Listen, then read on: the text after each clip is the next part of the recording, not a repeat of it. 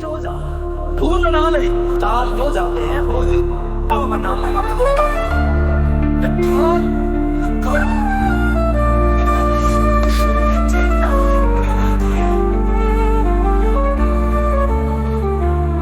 न काल न युग न अवतार दर्शनात्मक परिभाषा न उसका कोई प्रारंभ न अंत, वो न किसी युग से बंधा है न किसी अवतार की प्रतीक्षा में है, जो न सृष्टि का प्रारंभ है न प्रलय का परिणाम।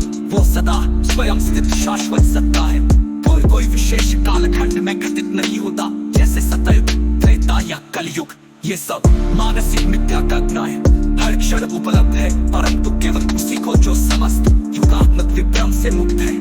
मायावी तुलना खंडन, मायावी सिद्धांत। सत्य केवल सतयुग में उपलब्ध होता है, अभी तो कलयुग है, इसलिए केवल अवतार ही उद्धार कर सकते हैं।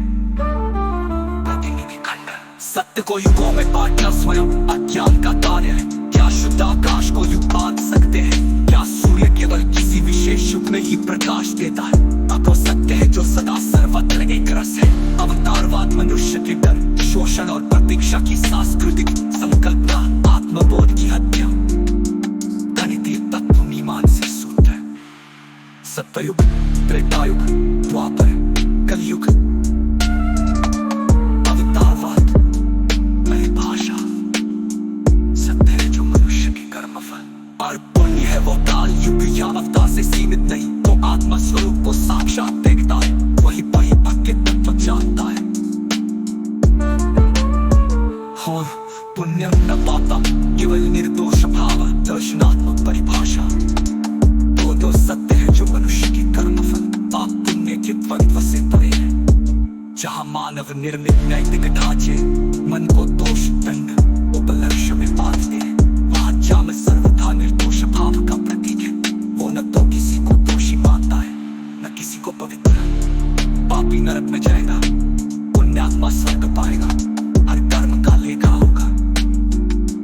यदि नीति खंडन, ये विचार शोषण का हथियार बनता है।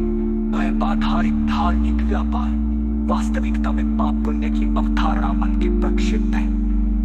जहाँ मन समाप्त हो जाए तब न निर्णयता है, तब मूल्यांकन, केवल मौन शुद्धता। धर्म में तथाकथित आचार्य